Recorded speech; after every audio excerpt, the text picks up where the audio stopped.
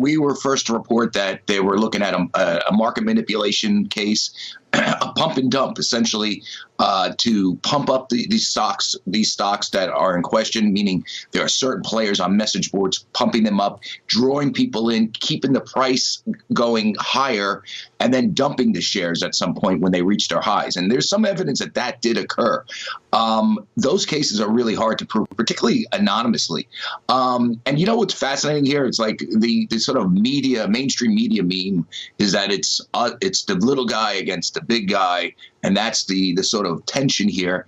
This is really kind of the little guy against the little guy when the dust settles. In my view, it's going to be the little guy that's smart enough on social media, on using a Robinhood app, and they might not be so little, pumping these stocks up, ginning up interest in a short squeeze, and then getting out at the top.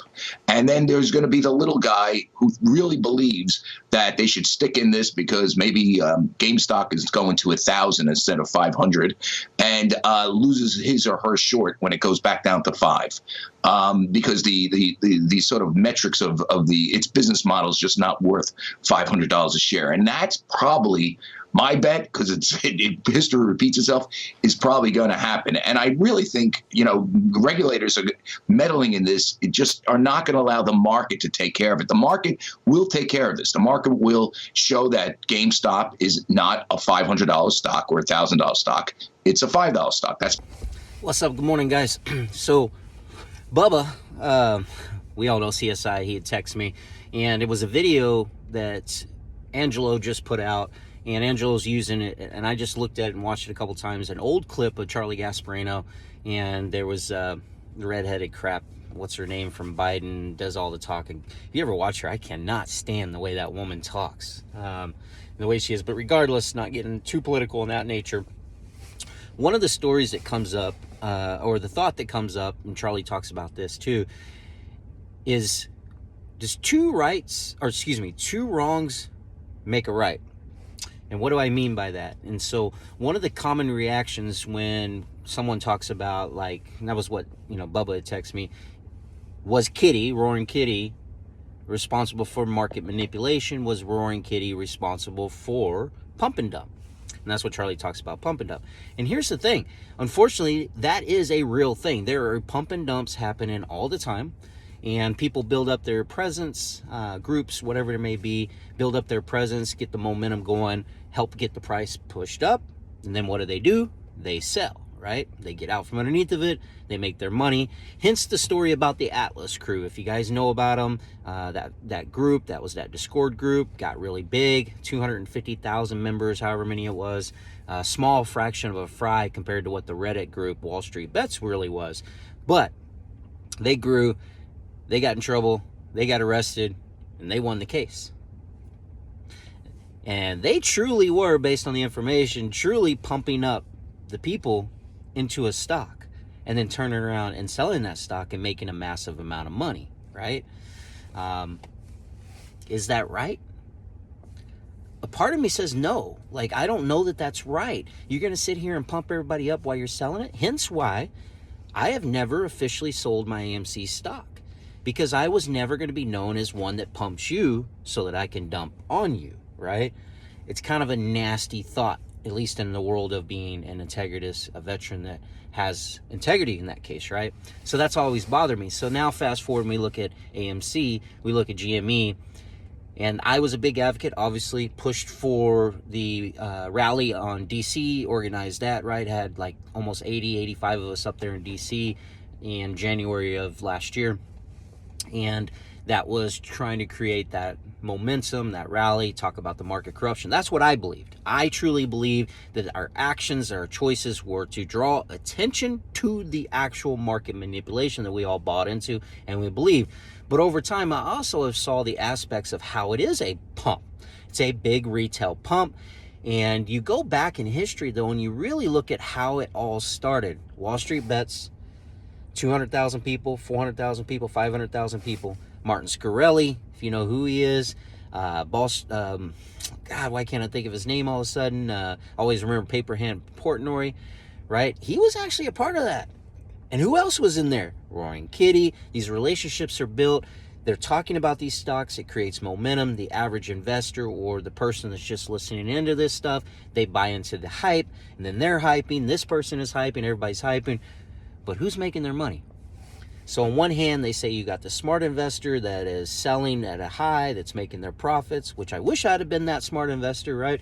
Then there's the other investor that feels like you bought into the story. If I hold my stock, I hold it long enough, I'm defeating the man, I'm going against the system, it's going to cause it to squeeze even higher and higher and higher. I mean, is that greed or is that real? Because if they need to go out and buy the stock because they've manipulated the market, they've overshorted it, naked shorts, whatever the case may be, I'm going to hold the stock.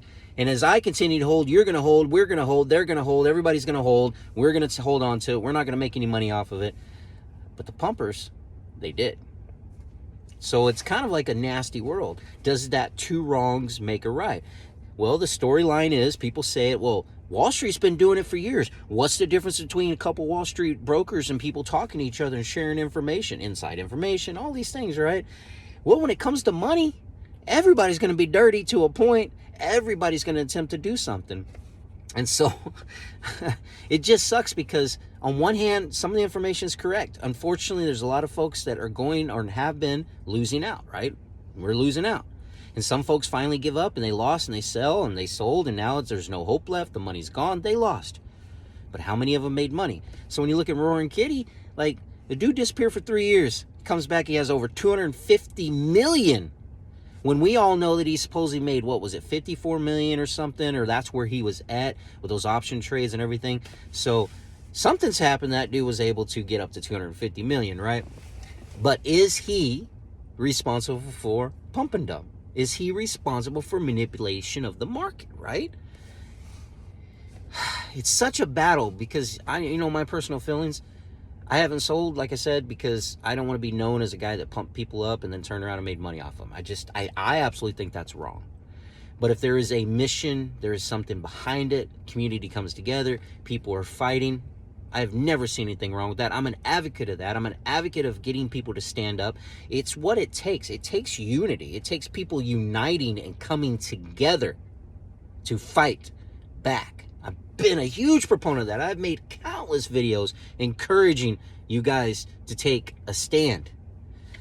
So it's funny. I had to talk about it with you because I wanted to hear your opinion. Some of you guys have been with me a long time. Some of you haven't, and I just wanted to see your thoughts, especially listen. And I believe this is old. New York Angelo tends to post some videos. Sometimes he goes back and he finds some old ones. Everybody's trying to make content, put some information together. I'd be interested to know when that Jen, the redheaded chick I was talking about for Biden, when she has that question, if you go back and watch the video, when was that? And was that old too? And he's just regurgitating, because unfortunately when there's no news to make, you still got to make a video, so you got to regurgitate old information back into it again. And then it just, that's how it works, guys. Constantly regurgitating old information because we're over 3 years into this crap. But anyway, drop your opinions. Hit the like button, hit the subscribe button. All that stuff we say. But drop your opinions. That's most important. Down in the bottom, I like to hear from you. I always have said that. I like to see it. It's actually one of the reasons I make videos too, because I like going through and reading what you guys have to think, and I like responding to you. And I like fighting some of you. It's just an enjoyable time. It's something for me to do at night when I ain't got nothing else going on. So drop your opinions. What do you think?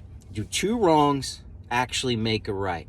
And is retail communication and pumping or talking and sharing about the opportunities that AMC is going to go to 1,000 or GM is going to go to 1,000, building up all these hopes and getting people to buy into that hope, and everybody's doing it, so everybody's responsible, right? Everybody's responsible with the hopes of sticking it to the man, and then in the end of it all, making a boatload of money too. Like, is that a right technically, or is that a wrong? And then we know that they're doing something wrong. So is it okay for us to go do something wrong? The pump and dump scheme, the whole let's manipulate the market through numbers, is that ultimately wrong? What's your opinion? I mean, I don't think what we're doing, buying and holding because we want to take down the man and expose the corruption, is wrong. But I personally think that pumping while making money off of it and off the people that are listening to you, that's wrong in my eyes. Tell me what you think, guys. Oh, shoot. There's always one more thing I got to say. Right before I left Twitter X for the like 6th time. The place is such a toxic damn place to be at. It kept drawing me back in. That's where all the real fighting happens. But anyway, Mr. You guys know Chanos? I think he called himself on Twitter Wall Street Cynic or something like that. Anyway, if that truly was Chanos, whatever the story may be, he hit me up in DMs because I was making comments, and it all started with I was posting a comment on one of his about a video clip of Adam Aaron, and it triggered him. He actually spoke about it, and it was the audio of Adam speaking to Robert and talking about what he did. And it's funny though, because he hit me up in DMs, and I didn't take photos of it. I didn't make a video of it. I wasn't going to do that. Okay. But I'll talk about it now because it's months later. And in there, as we were conversating, one of the things I'm going to point out, he was extremely passionate about the way he was talking to me. I could read it through his language.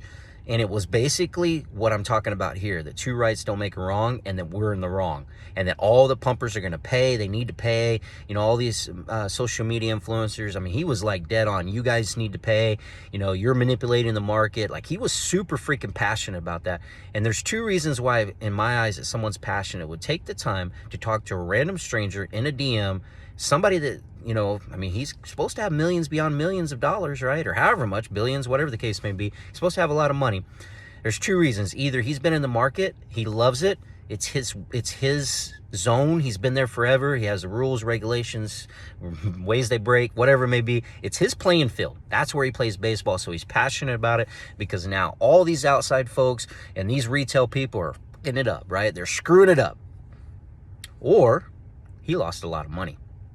Now, as you can see, did I not get very passionate with my videos about Adam Aaron for over a year and a half? I mean, I basically destroyed my channel and majority of my reputation because I went out on the line just like Lou from Wall Street did. I just did it a little ways later after he did and really, really exposed Adam. And I concentrated solely on exposing him because I felt like he cost me a lot of money. And you see how passionate I got. So in my eyes, listen to this man. I went back and forth with him for a while, arguing about the case, about who's right, who's wrong. Is it 2 rights make a wrong? But he was that passionate. And for him to be that passionate means there's a good chance he lost a lot of money because of you and I.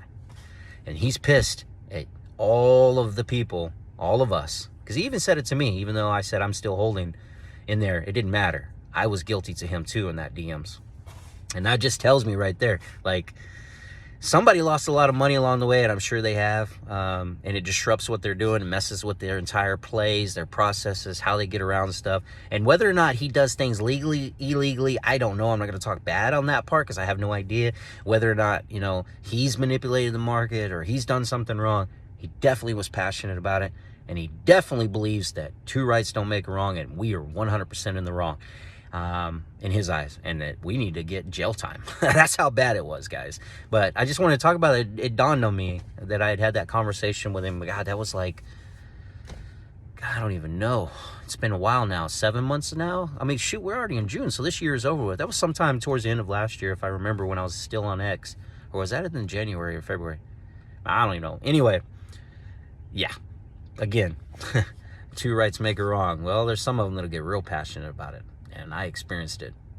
Might happen. When that happens, people are going to feel a lot of pain.